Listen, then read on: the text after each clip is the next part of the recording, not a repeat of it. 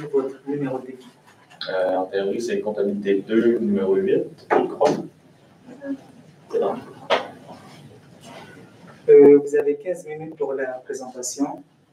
Je vais vous montrer le temps restant au 7, 4 et 2 minutes. Je ferai le décompte des 10 dernières secondes avec mes doigts. Ensuite, vous aurez une période de questions d'une durée de 5 minutes. Après les 5 minutes, j'annoncerai la fin de celle-ci. Si vous êtes en train de répondre à une question, veuillez brièvement conclure. Vous devez, en enquêtant, dévoiler la provenance de votre cégep sous peine de disqualification immédiate. Veuillez, s'il vous plaît, rester dans la zone de captation vidéo. À tous les observateurs, le silence vous sera demandé tout au long de la présentation et de la période de questions. Si vous désirez applaudir, vous devez attendre la fin de la période de questions. Vous devez, en enquêtant, dévoiler la provenance de l'équipe qui présente. Aucune entrée ni sortie de la salle n'est permise durant la présentation et la période de questions. Veuillez éteindre la sonnerie de votre téléphone. Maintenant, j'inviterai les juges à se présenter et par la suite pour le début. Bonjour. Bonjour. Nicolas Demar, porteur principal en certification chez MLP. Bonjour, Emmanuel Fleck, directrice de la comptabilité corporative chez Soluco Coopérative. Bonjour, Ariane Luna, directrice dans le groupe des membres professionnels en certification chez MLP et également chargée de cours à l'Université du Québec à Trois-Rivières. Bonjour, Sarah Gagné, CPA pour l'énergie et ambassadrice de l'Ordre des CPA du Québec. Bonjour, Louis-Olivier, analyste en fiscalité à MLP. Donc, bonjour tout le monde. Merci d'être là aujourd'hui avec nous. Donc, vous nous avez demandé de nous analyser, dans le fond, votre situation financière, votre entreprise, Twin Shirt. Donc, avant de commencer, laissez-moi vous présenter notre équipe. Vous avez ici notre Benjamin, composé de moi-même, Luc Moduc, ainsi que de Frédéric Pépin. Nous sommes extrêmement ravis d'être avec vous aujourd'hui pour faire ce mandat-là. Donc, pour l'ordre du jour, ce que nous allons voir, ce que nous allons vous présenter aujourd'hui ensemble, il va s'agir du mandat, de l'analyse FFOM de votre entreprise. Par la suite, on va voir la situation financière de celle-ci, ainsi que parler du projet d'agrandissement que vous avez proposé d'entrer en vigueur en décembre 2025. Frédéric? Parfait. Donc, par la suite, on va vous présenter le projet d'internalisation que vous vouliez, que vous considériez. Pardon.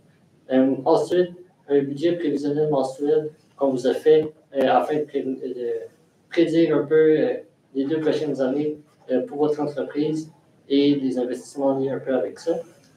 Par la suite, un petit point sur l'environnement social, tout ça d'importance. Après, on a fait votre facture, puis on va vous émettre vous passer. Donc, pour le mandat, ça va être d'établir la rentabilité des potentiels investissements futurs, donc avec les nouveaux logements. Ça va être de situer Twin Shirts dans le rapport de compétition avec l'aide des ratios. Ça va être aussi d'évaluer les possibilités d'agrandissement comme vous vouliez faire avec les 2 nouveaux locales dans le coin de Québec. Et on va répondre à vos questions. Parfait. Pour commencer, pour l'analyse FFOM, on va commencer par parler de vos forces en termes d'entreprise. Donc, selon les données qu'on avait eues, vous étiez une entreprise qui était assez agile dans le domaine, que vous répondez rapidement aux demandes des clients, ainsi que, dans le fond, c'est des contrats que vous faites. Vous avez une approche client qui est vraiment personnalisée. C'est vraiment un gros plus au niveau de votre entreprise. Et par la suite aussi, vous avez une clientèle vraiment concentrée dans Sherbrooke, là où vous êtes établi présentement. Donc, c'est vraiment une grande force pour l'entreprise. C'est vraiment d'augmenter vos ventes et nécessairement de ne pas payer non plus cher de frais de livraison. Pour ce qui est des faiblesses, par contre, vous avez remarqué que vous avez juste un seul fournisseur principal. Il y en avait un deuxième dans la même situation que vous nous avez donné, mais vous préférez rarement faire affaire avec lui sur des frais plus élevés par rapport au premier. Après, c'est peut-être une petite faiblesse, surtout si vous avez un problème au niveau, pas un problème, mais vous n'avez pas d'inventaire dans votre entreprise. Le fait d'avoir un seul fournisseur, ça peut vraiment vous réduire justement en termes de vente si le fournisseur devient BO, mais puis des produits aussi que vous pouvez plus offrir à vos clients.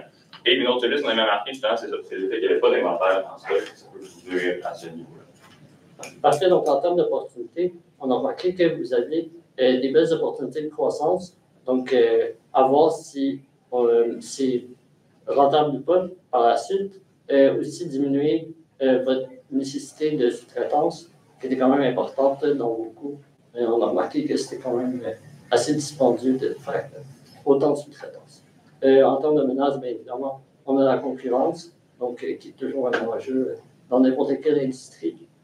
Puis, votre fournisseur était aussi engagé avec votre concurrence. Donc là, à ce moment-là, il peut y avoir des petits conflits d'intérêts si le fournisseur a un meilleur deal dans le fond avec la concurrence, que peut-être qu'il ne prendra pas à ce moment-là.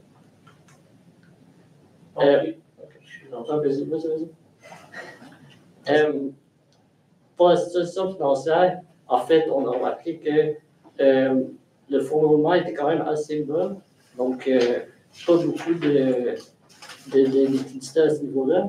En termes d'endettement, assez élevé comparé à l'industrie, ça vient avoir un impact dans nos décisions plus tard, si on veut décider d'acheter le loyer ou pas.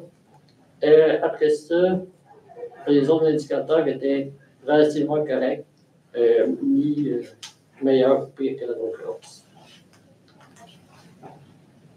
Ce qu'on a estimé, c'est qu'il serait préférable pour vous de faire ces ratios-là mensuellement, étant donné que vous étiez quand même à risque à certains niveaux, particulièrement en termes d'endettement.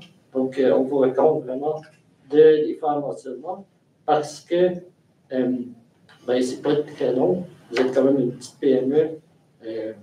C'est pas trop difficile. Ça vous offre quand même des bonnes indications pour faire vos décisions dans le futur.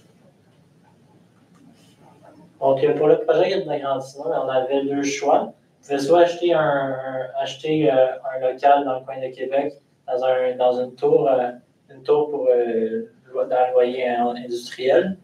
On avait là-dedans un prêt de 500, un loyer de 500, un achat de 520 000 avec une mise de fonds de 100 000 et un prêt de 420 000 à 4 d'intérêt annuel pour 20 ans. Donc, ça revient environ des paiements mensuels de 2 400 pour le prêt.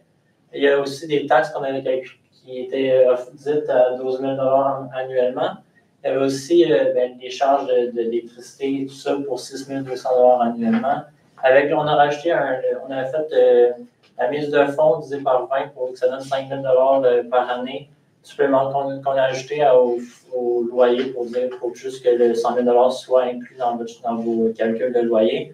Donc, ça fait environ une dépense de 54 400 par année dans le loyer. Puis aussi, il y avait les 20 000 de frais d'adaptation qui devaient être ajoutés aux 54 000 lors de la première année.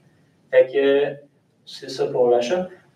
Cette fois-ci, le loyer à Lévis, le loyer était de 14 par pied carré. Il y avait 3 000 pieds carrés, donc ça fait 42 000 Il y a aussi les coûts variables à 4 par pied carré qui revient à 12 000 et l'électricité, cette fois-ci, coûtait 6 000 Donc, ça fait un total de 60 000 annuellement, plus un 15 000 de frais de travaux d'adaptation, mais votre locataire offre un 5 000 pour ces dépenses-là, donc ça fait un 10 000 Donc, la première année, ça coûte 70 000 La deuxième année, et continuellement, ça coûte 61 500 Pour ce qui était des charges que vous n'avez pas mentionnées, dans le fond, au début, pour nous calculer, on était parti du principe qu'il y avait peut-être des frais liés au déménagement.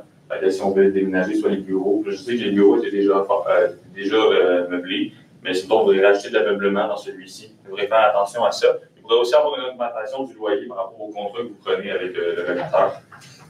Ici, on avait parlé dans la situation d'un taux d'inflation de 2,5 si, dans le fond, cette augmentation-là de loyer pourrait être supérieure à ça. On ne l'avait pas pris en compte, nous, dans notre calcul. Il y a peut-être des frais d'installation aussi possibles pour l'équipement et la machinerie, soit sur l'imprimante, les faux pour l'imprimerie BDT, je crois. Et s'il y avait un prix matériel dans justement ce transport-là, là, ça, c'est à prendre en compte et faire attention aux risques liés à tout ça. Donc, on va parler aussi de la pertinence d'externalisation de l'impression, justement, DIPF. Vous avez demandé de voir, vous faisiez affaire avec un sous-traitant pour cette partie-là de votre entreprise. Vous avez demandé de calculer, juste de voir si c'est plus rentable de le faire chez vous. Nous, avec les états financiers que vous avez donnés, avec l'état des résultats, vous avez remarqué que vos ventes venaient principalement de la vente de vos vêtements et non de l'imprimerie en général. Parce que nous, on s'est dit, ce que nous, notre équipe s'était dit, c'est qu'on devait, dans le fond, se concentrer sur la vente de ces vêtements-là. Fait que prioriser la vente de vêtements à l'impression, à l'impression, parce que c'était justement une partie minime de vos ventes. Si ce chiffre-là n'augmente pas nécessairement avec l'année, c'est pas si grave. L'important, c'est que vos ventes de vêtements augmentent. Vous faites déjà affaire avec un sous-traitant, pourquoi pas continuer avec lui. Vous avez aussi précisé que si vous voulez le mettre dans votre entreprise, donc le mettre chez vous, dans votre établissement, ça prendrait 5 500 pieds carrés dans le nouveau logement que vous avez utilisé. Là, vous avez dit que vous êtes déjà en surproduction, vous avez déjà plus de capacité pour produire, c'est pour ça que vous voulez louer un nouveau bâtiment.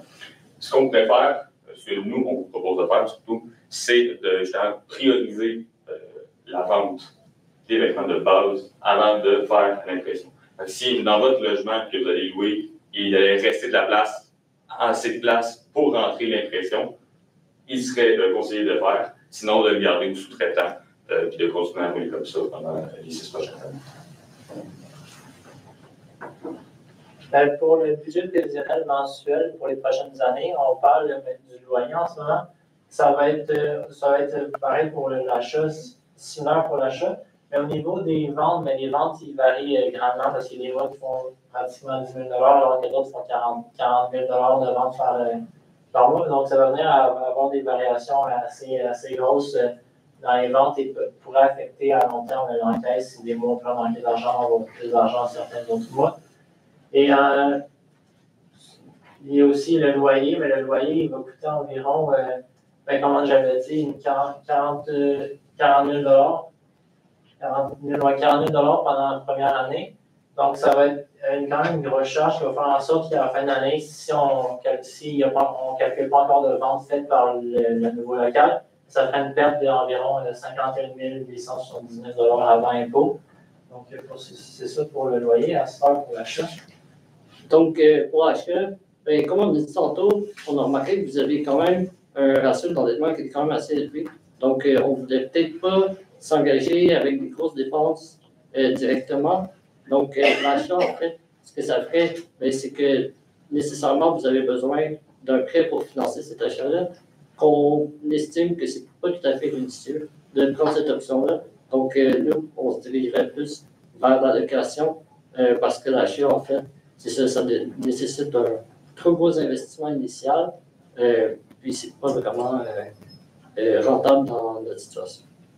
Parce que comme on voit cette fois-ci, on passe d'une perte à cinquantaine de milliers de dollars à 154 000. Fait qu'on triple quasiment la perte annuelle dans ce scénario-là.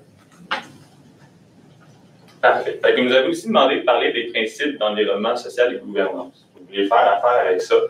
Nous, honnêtement, on va être honnête avec vous, notre spécialisation n'est pas du tout dans ces domaines-là. Donc, ce qu'on a décidé de faire, c'est oui, faire attention à l'environnement, ça peut être bien, ça peut vous amener, en fond, des subventions, soit des organismes ou du gouvernement directement. Mais sur cette partie-là, on vous conseille vraiment d'aller voir quelqu'un qui est spécialisé dans ce domaine-là pour aller justement aller parler soit d'environnement ou dans le fond de tous les engagements sociaux que vous pourrez, les engagements sociaux, vous pourrez avoir dans la société avec votre compagnie. Ensuite, pour la facture, donc, c'est assez simple. On a estimé que le 5 000 incluait des taxes. Donc, vous payeriez 217,44 de TPS, puis 433,79 de TVQ, puis la somme totale, ça reviendrait à 5 000. Ah, N30 aussi. Vous avez 30 jours pour payer la facture. Donc, pour les recommandations, la location du loyer, ça va faire attention, c'est quand même une grosse dépense d'argent supplémentaire, donc il faut s'assurer de pouvoir la couvrir et que ça soit rentable à long terme. Faire attention à la santé financière de l'entreprise, donc comme on a dit, encore une fois, avec les loyers, mais si on décide de dépenser un 5 000 $ en mise de fonds, il faut l'avoir. Fait que ça va créer un certain. Ça va être une grosse dépense que l'entreprise devra assumer. Parce que l'ensemble de votre enquête, vous n'avez pas encore cet argent-là, fait que ça va être de faire très attention. Puis, ça va être d'utiliser au maximum les les bureaux le 400 pieds carrés de bureaux que vous allez avoir, vos logements, 350 pieds, si vous n'utilisez pas au complet, ce serait peut-être possible de faire louer. C'est l'espace que vous utilisez, par exemple, dans des entreprises de bureaux qui pourraient prendre votre espace dans une petite revenu de location. Simple. Parfait. J'espère qu'on a bien répondu à toutes vos demandes et questions. Si jamais vous avez d'autres questions à nous poser, n'hésitez pas, on est là pour ça. Et merci de nous avoir écoutés. Merci beaucoup. Oui, j'avais une question justement pour l'achat, en fait, le local. Je comprends que vous recommandez la location, mais moi, j'avais quand même l'option d'acheter. Là, il y a l'option d'avoir un enjeu avec la mise de fonds. Y a quand même une façon qu'on pourrait y aller de l'avant avec cette option-là? Si on revient sur le tableau, on revenir sur le tableau avec le. Non, pas lui. L'autre. Ouais, c'est lui-là. Dans le fond, c'est sûr que ce serait d'aller voir justement directement ça avec la banque pour avoir, c'est des gros montants. On parle quand même de ça à 6 chiffres. Non, pas lui. Pas lui. On parle quand même d'une mise de fonds de 100 000. C'est quand même beaucoup. Là, on avait regardé dans le bilan, en termes de liquidité immédiate, donc vous l'avez pas ce montant-là. C'est de justement faire affaire avec une banque qui s'est négocié peut-être un taux d'intérêt potentiellement moins élevé. Pour lui, déjà prendre l'achat à court terme, ça vous mettait pas mal dans le rouge au niveau du bénéfice, parce que vous avez écopé dans le fond des dépenses supplémentaires. Si vous faites affaire avec une banque, ce serait l'idéal, ce serait de justement négocier ce taux d'intérêt-là pour qu'il soit trop élevé et pour pouvoir faire de l'argent au futur. Merci. J'ai une question dans la même veine d'idée. Si on va à la diapo 11, votre calcul que vous avez fait en lien avec ça, l'ordre de bref. Exact. Je suis curieux de savoir comment vous avez calculé le 124 000 en mai 2026. Est-ce que vous vous rappelez ou non? Le 124 000, ce serait le 100 000 d'investissement initial avec le 20 000 d'aménagement. Ouais. Puis après ça, le 4 000 pour les frais, les autres frais, genre taxes. Puis, OK, cool. Merci. J'avais une question au niveau de plus opportunité d'affaires et croissance de l'entreprise, vraiment plus un niveau court terme, parce que là, on a vu la situation financière, puis le fonds de roulement est assez bas. Est-ce que vous avez des solutions pour nous, à part augmenter les ventes et réduire les charges? Est-ce qu'il y a quelque chose de concret que vous mentionnez? Justement, éviter des options comme prendre des grosses dettes pour s'acheter des locales, c'est une bonne idée. Là.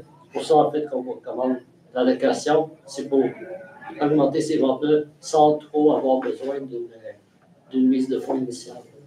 L'objectif, là, c'est que vous avez déjà une grosse clientèle, déjà répartie partout en Estrie, à Québec.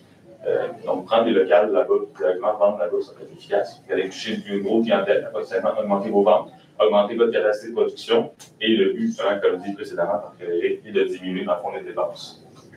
Donc, c'est pour ça qu'on avait opté pour cette opportunité-là. Ça permettait de vous rapprocher d'une clientèle, d'un segment de clientèle qui était vraiment concentré dans ces régions-là. Merci. Est-ce qu'on avait d'autres questions? Moi, je veux juste que vous ornamez vos noms, s'il vous plaît, vous l'avez déjà fait. Moi, je m'appelle Loïc. Frédéric. All right, cool. C'est plus pour le fonds de roulement, si on prend les ratios. Voilà. Là, on me dit que mon fonds de roulement est à 0,43. Je me demandais comment vous calculez ça, puis qu'est-ce que ça veut dire, 0,43? En fait, c'est que nos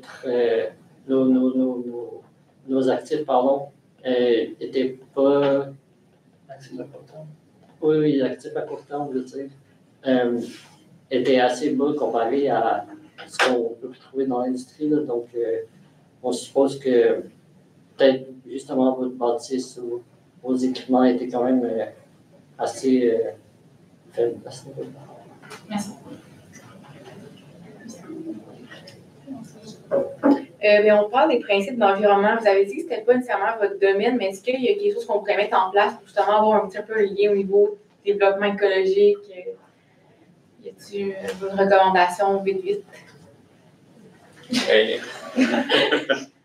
Cette partie-là était moins abordée dans la mise en situation que vous aviez donnée. C'est sûr que dans la production de vêtements, si on prend le monde actuel, c'est sûr qu'il y a beaucoup d'émissions de CO2 par rapport à ces